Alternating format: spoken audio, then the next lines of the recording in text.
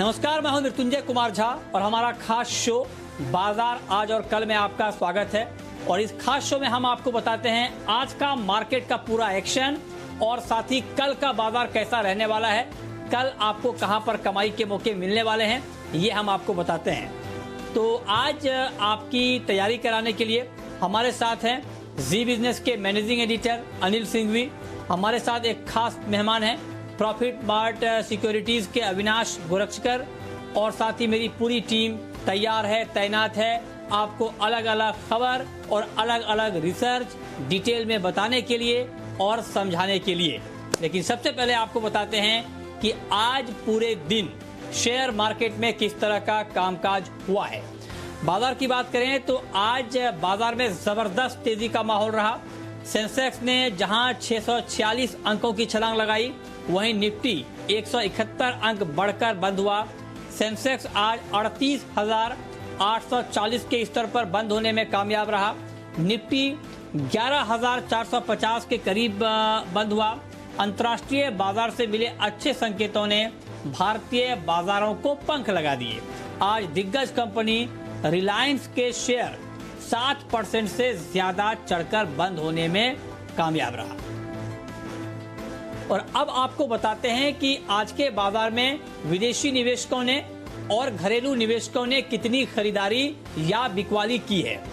तो FIIs यानी विदेशी संस्थागत निवेशकों ने कैश मार्केट में करीब 838 करोड़ रुपए की खरीदारी की है। वहीं DIIs यानी घरेलू संस्थागत निवेशकों ने करीब 317 करोड़ रुपए की बिकवाली की है।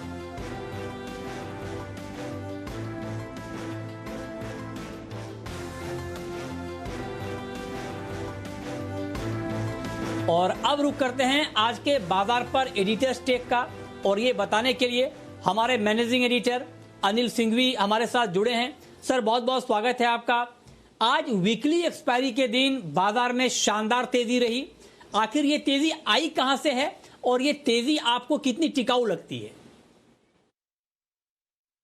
वायदा कारोबार के हफ्ते की एक्सपायरी के दिन बाजार में आज दमदार ट्रेड हुआ। शुरुआत मजबूत होती हुई दिखी और उसकी दो खास वजह थी। पहला, अमेरिकी बाजारों में बेहद दमदार उछाल, डाउ में भी और नैस्डैक में भी, और उम्मीद से कहीं ज्यादा। इसके दम पर ग्लोबल मार्केट्स मजबूत होने ही थे।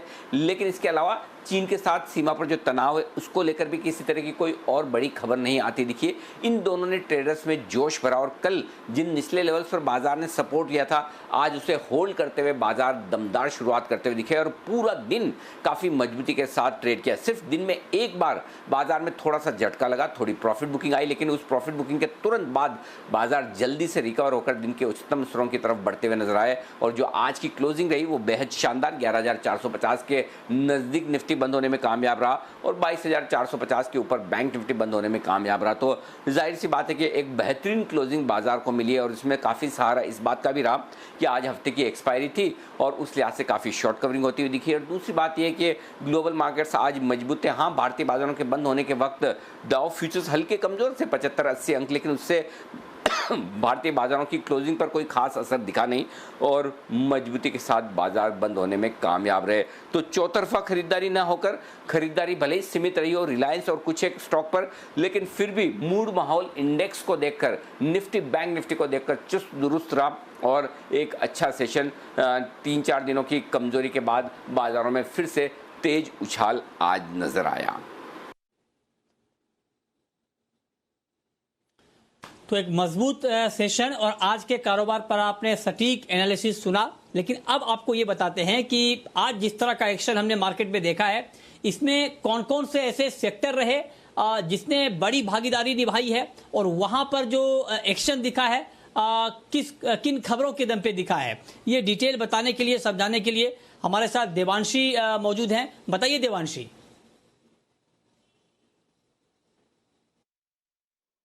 एक्सपायरी के दिन आज बाजार में शानदार तेजी होती हुई दिखी। बाजार को आज रिलायंस इंडस्ट्रीज का सपोर्ट मिलता हुआ दिखा और इसके अलावा आखिरी आधे घंटे में निफ्टी बैंक में भी अच्छी रिकवरी आती हुई दिखी। आज अगर आप देखें तो सारे इंडाइसेस लगभग हरे निशान में ट्रेड करते हुए दिखे। सिर्फ मेटल्स थे जहां पे हल्की सी ऊपरी लेवल से गिरावट आती हुई दिखी है। लेकिन सबसे पहले अगर वायदा बाजार के गेनर्स की बात करें तो रिलायंस इंडस्ट्रीज निफ्टी पर भी टॉप गेनर रहा है। पीपीसीएल में आज फ्रेश तेजी की पोजीशन बनी है। अदानी एंटरप्राइज, एशियन पेंट्स आज नए ऑल टाइम हाई पर ये स्टॉक ट्रेड करता हुआ दिखा। मंदी की पोजीशन आज जो मेटल्स में हिंडाल्को, सेल, इसके अलावा कॉनकॉर में बनती हुई दिखी। भारतीय इंफ्राटेल में भी आज फ्रेश शॉर्ट्स की पोजीशन बनती हुई दिखी है। साथ ही आज सरकारी बैंक्स पर आप नजर कीजिए, टॉप गेनर्स रहे हैं bank of India, bank of Baroda, Canara bank, SBI, ये सारे स्टॉक्स में अच्छी तेजी आती हुई दिखी। निजी बैंक्स में भी आज अच्छे गेन्स आते हुए दिखे थे आखिरी एक घंटे में। लेकिन इसके अलावा आज एफएमसीजी स्टॉक्स यहाँ पे आप देखिए अच्छे वॉल्यूम्स के साथ खरीदारी आती हुई दिखी। Tata consumer, Colgate, Jubilant food, Asian paints, ये सारे स्टॉक्स में अच्छी तेजी आती हुई दिखी। चुनिंदा मिड कैप स्टॉक्स है जहाँ पे आज हमने 9% से लेकर 12% तक के गेन्स देखे हैं। आईटीआई जो खबरें थी वो काफी पॉजिटिव थी, इसके बाद ये स्टॉक में अच्छे वॉल्यूम्स के साथ खरीदारी थी। ब्लू डार्ट यहाँ पे आप देखिए 12% तक के गेन्स थे। इंडिया सीमेंट, ओरिएंट रिफ्रैक्टरीज, ये स्टॉक आपको सिटी साहब ने भी रेकमेंड किया था और सुबह ट्रेडर्स डायरी में भी रेकमेंड किया गया था। यहाँ पे अच्छी तेजी आती हुई दिखी है। इसके अलावा आज जीत के सुपरहिट कॉल्स ने धमाल किया है। आप देखिए कई स्टॉक्स आपको रेकमेंड किए गए थे। रिलायंस इंडस्ट्रीज, किरण जी, सेठी जी, विश्वेश जी, वागले जी, सबने रेकमेंड किया था। इसके अलावा एशियन पेंट्स भी आपको रेकमेंड किया गया था। एक्सिस बैंक में खरीदारी की राय थी। साथ ही Tata Elxsi, Axis Bank, ACC, Tata consumers, ये कुछ स्टॉक्स थे जहां पे आज अच्छे गेन्स आते हुए दिखे हैं। ये डिटेल में देवांशी ने बताया कि आज अलग अलग सेक्टर में किस तरह का एक्शन दिखा है। अब हम रुक करते हैं अपने खास मेहमान का, और आज हमारे साथ हैं प्रॉफिट मार्ट सिक्योरिटीज के अविनाश गोरक्षकर जी। सर बहुत बहुत स्वागत है आपका कार्यक्रम में।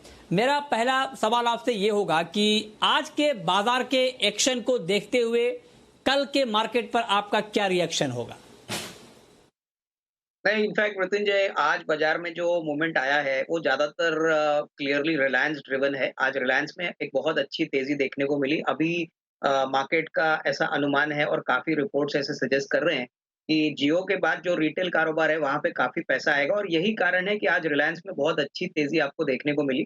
हमको लग रहा है कि यहाँ पे न्यूज फ्लो ड्रिवन स्टॉक की प्राइस रहेगी, और यहाँ पे होपफुली इसका इफेक्ट आपको कल के बाजार में भी देखने को मिलेगा।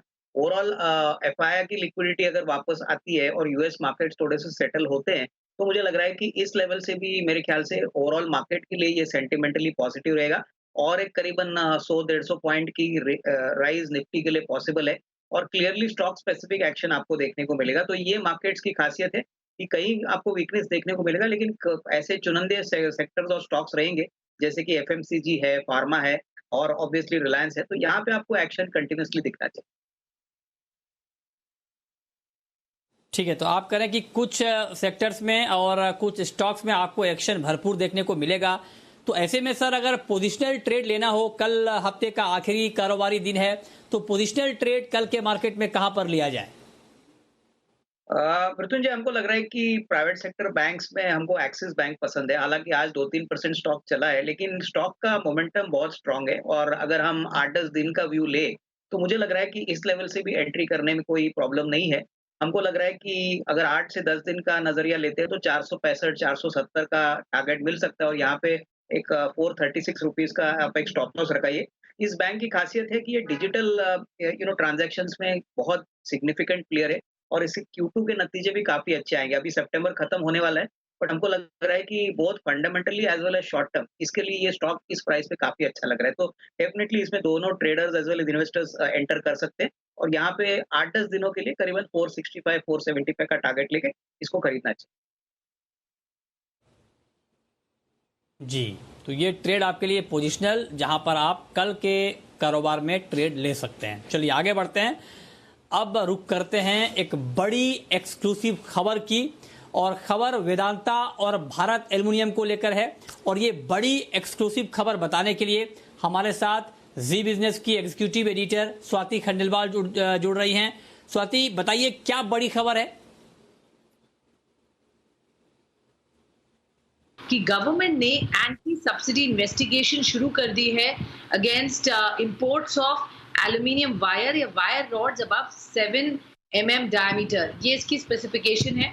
बेसिकली ये प्रोडक्ट जो है वो प्राइमरीली यूज होता है इलेक्ट्रिकल इंडस्ट्री में, स्टील इंडस्ट्री में, और इसका जो मेजर प्रोड्यूसर है वो वेदांता है।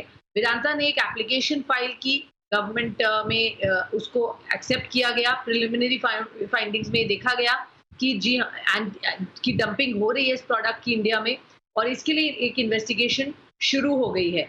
क्योंकि ये एक इम्पॉर्टेंट प्रोडक्ट है वेदांता के लिए जो वो बनाते हैं, और अगर इस पे एंटी डंपिंग ड्यूटी लगती है, ये एक बहुत अच्छी खबर होगी वेदांता के लिए। डोमेस्टिक प्लेयर्स को एक अपॉर्चुनिटी दी जाएगी, और डंपिंग कम करने की तरफ सरकार का फोकस है ही।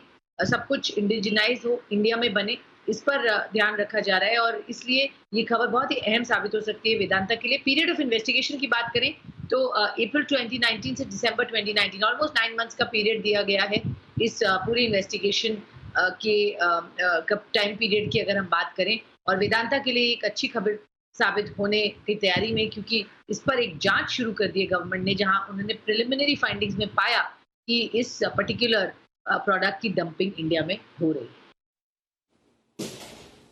ठीक है। तो ये एक महत्वपूर्ण खबर, एक एक्सक्लूसिव खबर हमने आपको दिखाई है। तो अब यहाँ पर अविनाश जी, इस खबर का आगे आप और इम्पैक्ट देख रहे हैं क्या वेदांता के ऊपर? नहीं, इनफैक्ट मृत्युंजय, ये खबर फंडामेंटली काफी अच्छी है। अगर ये एंटी डंपिंग ड्यूटी आती है तो डेफिनेटली वेदांता के लिए बहुत बड़ी खबर है और बहुत फायदा होगा, क्योंकि ये काफी बड़े प्लेयर है और इनके लिए ये काफी सिग्निफिकेंट रेवेन्यू जनरेट करता है। लेकिन जो सबसे बड़ा री रेटिंग फैक्टर वेदांता का है वो बेसिकली ओपन ऑफर का स्टेटस को लेके है। हमको लग रहा है कि मार्केट्स में काफी न्यूज तो आ रहा है कि ओपन ऑफर की कीमतें भी शायद बढ़ा दी जाएगी। तो मुझे लग रहा है कि ये न्यूज फ्लो डेफिनेटली पॉजिटिव है। थोड़ा सा इम्पैक्ट आपको पॉजिटिवली कल मार्केट पे इस शेयर के ऊपर जरूर देखने को मिलेगा। बट जो लॉन्गर टर्म ट्रेंड प्राइस का है वो ऑब्वियसली ओपन ऑफर के प्राइस के ऊपर है। वहां पे क्या डेवलपमेंट होते हैं और वहां पे क्या प्राइसिंग फाइनली होती है, तो ये मार्केट क्लोजली वॉच करेगा।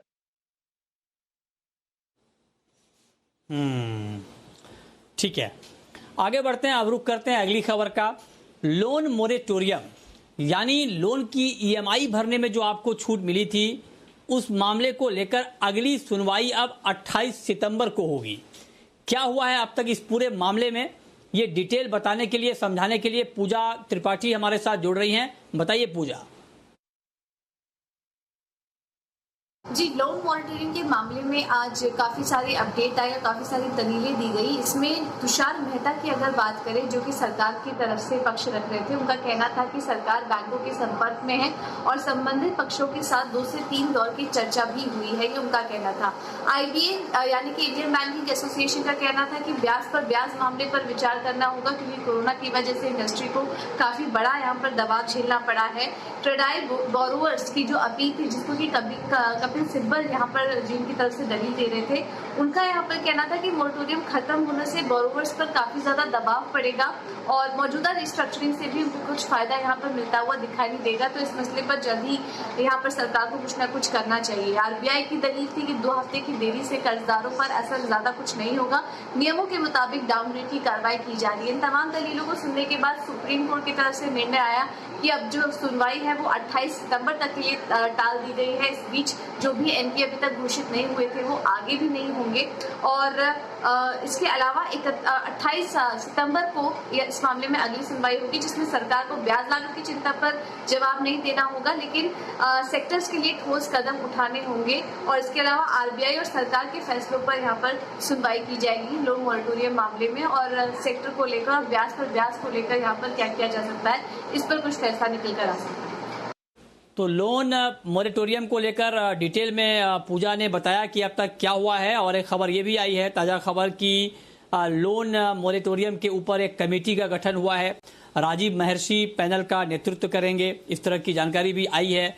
तो सर, मैं आपसे जानना चाहता हूं अविनाश जी, जो अब तक हुआ है लोन मोरेटोरियम को लेकर और जिस तरह की दलीलें दी गई हैं, इससे आपको क्या संकेत नजर आ रहे हैं, और जो संकेत नजर आ रहे हैं उसका बैंकिंग सेक्टर के ऊपर क्या इम्पैक्ट आप देख रहे हैं? इनफैक्ट मृत्युंजय, मुझे लग रहा है कि बैंक मोरेटोरियम का जो डेडलाइन थी वो 31 अगस्त थी, और ये जो केस है वो अभी 28 सितंबर तक टली है। हमको नहीं लग रहा है कि कोई बड़ा चेंज डिसीजन RBI लेगी, क्योंकि ओवरऑल अभी जो KV कामत का भी रिपोर्ट आया है 26 सेक्टर को रीस्ट्रक्चरिंग में हमको लग रहा है कि आरबीआई इस फैक्टर को भी क्लोजली वॉच करेगी और उसके बाद एक बैलेंस्ड व्यू और बैलेंस्ड डिसीजन लेगी। बट बैंकों के लिए अगर होपफुली ये मोरेटोरियम का पीरियड बढ़ता है तो इनके लिए दिक्कत बढ़ेगी, क्योंकि सभी जानते हैं कि मोरेटोरियम के पीरियड में इनको कुछ इंटरेस्ट इनकम मिला नहीं है और इनके जो इनकम्स है वो अभी आ नहीं रहे। तो मुझे लग रहा है कि नियर टर्म में तो बैंक्स में थोड़ी सी अनसर्टेनिटी जरूर रहेगी, लेकिन ज्यादा इम्पैक्ट आपको सरकारी बैंक्स में देखने को मिलेगा, जो काफी हद तक दबे हुए हैं और ज्यादा एक्सपोज्ड है। प्राइवेट सेक्टर बैंक्स में मुझे लग रहा है कोई भी गिरावट अगर आती है, एक्सिस बैंक, आईसीआईसीआई बैंक, तो इनमें डेफिनेटली खरीदने का मौका होना चाहिए। बट ओवरऑल आई थिंक अभी तो मैं समझता हूँ ये सब जुडिस मैटर है, तो आई थिंक मार्केट्स इसको क्लोजली वॉच करेगी सितंबर 28 में क्या होता है। बट जिनके पास बैंकिंग के शेयर है उनको डेफिनेटली होल्ड करने चाहिए और कोई भी गिरावट आती है तो खरीदना चाहिए। मुझे नहीं लग रहा है कि इससे कोई बड़ा पैनिक सेल ऑफ बैंकों के शेयर्स पे आना चाहिए। ठीक है, ये आपने डिटेल में समझाया कि क्या इम्पैक्ट होगा, लेकिन अब हम रुक करते हैं हमारी खास पेशकश का, शर्मा जी के ऑप्शन का।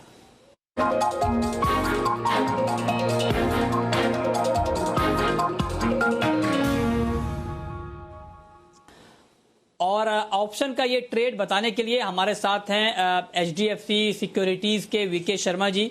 सर बहुत बहुत स्वागत है आपका कार्यक्रम में। बताएं सर, कल हफ्ते का आखिरी कारोबारी दिन ऑप्शन में कहां पर ट्रेड लेना ठीक रहेगा? मृत्युंजय नमस्ते, और आपको और आपके सभी दर्शकों को बहुत अच्छा लगा। आज कुछ फोन आए थे रिलायंस को लेके, तो कल हमने जो कॉल दी थी ऑप्शन की और वो इंट्राडे दोनों अच्छी भाई बैठी। मारुति कल नहीं चल पाया था मृत्युंजय, तो मैं उसको रिपीट कर रहा हूँ आज। तो 7,300 की कॉल 170 रुपए पे ली जा सकती है, 130 रुपए का स्टॉप लॉस रखें और 250 रुपए का टारगेट रहेगा। अच्छा, दूसरा जो मेरा स्टॉक है वो आज वो टाटा स्टील है। यहाँ पे मैं समझता हूँ कि थोड़ा बहुत रोटेशन चल रहा है स्टॉक के अंदर, सेक्टर्स के अंदर। तो जो स्टॉक परसों चला था, कल चल रहा था, आज वो थोड़ा ऊपर जाके नीचे गिरा और अब मेरे ख्याल से वापस चल सकता है। तो 420 की जो स्ट्राइक प्राइस है टाटा स्टील की सितंबर की, वो खरीदी जा सकती है 10 रुपए 70 पैसे पे। स्टॉप लॉस रहेगा इसमें 8 रुपए और टारगेट रहेगा 14 रुपए 50 पैसे। ध्यान रखिए, स्टॉप लॉस को आप ट्रेलिंग बना लेना। धन्यवाद, जय हिंद। वक्त है ये जानने का कि कल के बाजार में आपकी रणनीति क्या होनी चाहिए, और ये बताने के लिए हमारे मैनेजिंग एडिटर अनिल सिंघवी हमारे साथ बने हुए हैं। अनिल जी, आज की जोरदार तेजी के बाद कल के बाजार में क्या स्ट्रेटेजी बनाई जाए और निफ्टी बैंक में अहम लेवल क्या होंगे? कल के सेशन के लिए दो बातों पर नजर रहेगी। पहला, ग्लोबल मार्केट से किस तरह के संकेत आते हैं, और दूसरा उससे भी ज्यादा अहमियत वाला ये कि चीन के साथ जो तनाव है उसमें किसी तरह की राहत, किसी तरह की बढ़त, या फिर स्टेटस को, यानी कि जैसी स्थिति है वैसी ही बनी रहती है। इन तीन चीज़ों से कल भारतीय बाजारों की ओपनिंग होगी। कल जब हम खुलेंगे तो हमें अच्छे संकेत इसलिए भी चाहिए क्योंकि शॉर्ट कवरिंग हो चुकी है, अब फ्रेश खरीदारी होगी तो बाजार आगे बढ़ पाएंगे। हफ्ते का आखिरी दिन है और इन चिंताओं के बीच में थोड़ी सावधानी वाला ट्रेड हो भी सकता है। इसमें लेवल्स आपको ध्यान में रखना बहुत ज़रूरी है। 11,250, 11,325 निफ्टी पर अब कल के लिए मजबूत सपोर्ट जो उनका काम करेगा। हालांकि हम उससे काफ़ी ऊपर बंद हुए हैं, लेकिन सपोर्ट वहीं आ रहा है आपके लिए 11,000 और ज़्यादा चाहें तो 11,325, 11,375 को आप सपोर्ट मान सकते हैं। और ऊपरी स्तरों पर 11,550, 11,650 ये वो रेंज है जिस पर अच्छी खासी प्रॉफिट बुकिंग आती दिखेगी। बैंक निफ्टी का जहाँ तक सवाल है, 22,550 के पार निकलकर बैंक निफ्टी टिका तो ऊपर में 22,900, 23,000 तक जाने की कोशिश बैंक निफ्टी की हो सकती है। और अब नीचे अहम सपोर्ट 22,100, 22,200 की रेंज में बैंक निफ्टी पर है। तो ओवरऑल ट्रेंड थोड़ा सा बदला है। आज की मजबूत क्लोजिंग को देखते हुए कल के लिए उम्मीदें हैं, लेकिन खबरें बहुत सारी हैं, वोलेटिलिटी है, उतार चढ़ाव है, वीकेंड सेशन है, ट्रेड के मौके दोनों तरफ भी मिल सकते हैं। तो खबरों पर फोकस रखें और उस लिहाज से बाजार को अप्रोच करें तो ये ज़्यादा बेहतर होगा आपके लिए। बहुत शुक्रिया सर आपका कल के लिए ये बेहतरीन स्ट्रेटेजी बताने के लिए। लेकिन अब आपको बताते हैं कल के लिए ऑप्शन का एक और ट्रेड।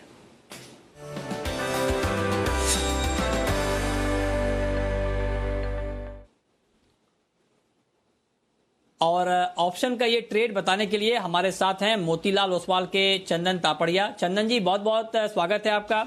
बताएं कल ऑप्शन में कहां पर ट्रेड लेना ठीक रहेगा? जी नमस्कार, बहुत बहुत धन्यवाद। और देखें बाजार में आज जिस हिसाब से रिकवरी हुई है वो काफ़ी रिमार्केबल है और निफ्टी ने लगातार पिछले कुछ दिनों का जो lower top lower bottom formation है वो निगेट किया है। और अच्छी बात यह है कि मार्केट के दिग्गज रिलायंस ने काफ़ी हद तक सपोर्ट किया और ऐसा लग रहा है कि मोमेंटम बरकरार रहना चाहिए। तो कुछ हैवी वेट्स और बाजार में कंजम्पशन सीन पे वापस फोकस रहेगा। तो यहाँ पे दो ऑप्शंस के आइडियाज हम सजेस्ट करना चाहेंगे। एशियन पेंट, आप देखोगे एशियन पेंट ने वीकली चार्ट पे एक ट्रायंगल ब्रेकआउट दिखाया है और डेली चार्ट पे एक इमीडिएट हर्डल को सरपास किया है। ऑप्शंस में काफ़ी अच्छा एक्टिविटी हुई है, लॉन्ग के बिल्टअप हुए हैं, तो इसलिए एशियन पेंट को हम खरीदारी की सलाह रहेंगे। 2100 का कॉल यहाँ पे खरीदें और जो लगभग 40 रुपए के आसपास क्लोज हुआ है, 25 रुपए का स्टॉप लॉस लगाइए। और हमारा मानना है कि एशियन पेंट का ये जो 2100 का कॉल है ये ऊपर में 70 से 75 रुपए जा सकता है।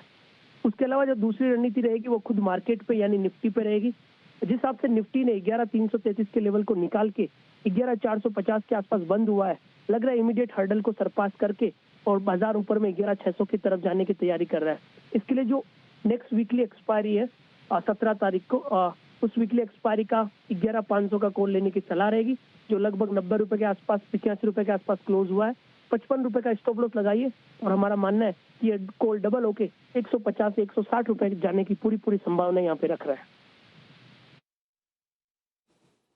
जी बहुत शुक्रिया चंदन जी आपका ऑप्शन का ये ट्रेड बताने के लिए। लेकिन अविनाश जी, आखिरी सवाल सर आपसे मेरा ये होगा कि लॉन्ग टर्म के इन्वेस्टर को इस मार्केट में कहां पर पैसा लगाना चाहिए?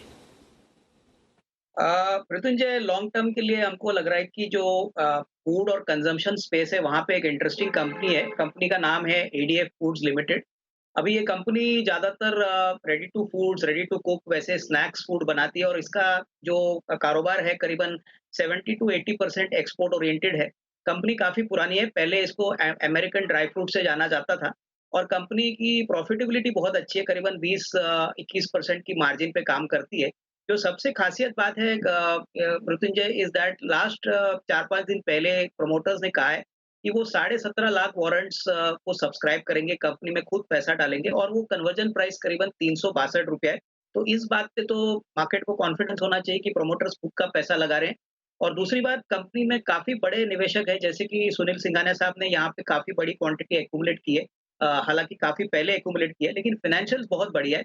हमको लग रहा है कि लास्ट ईयर करीबन कंपनी की अर्निंग करीबन 20-22 रुपया थी, इस साल मोटा मोटी 24-25 रुपये आने की उम्मीद है। और यहाँ पे जो कंज्यूमर फेसिंग बिजनेसेस और जो ब्रांड्स इन्होंने क्रिएट किए, हमको लग रहा है कि यहाँ पे रीरेटिंग बहुत बढ़िया आएगी। करीबन 470-475 का टारगेट प्राइस लेके यहाँ पे 12 से 15 महीने का एक लक्ष्य है, जो मुझे लग रहा है कि धीरे धीरे जरूर अचीव होगा। तो इसको डेफिनेटली अपने पोर्टफोलियो में इंक्लूड करना चाहिए।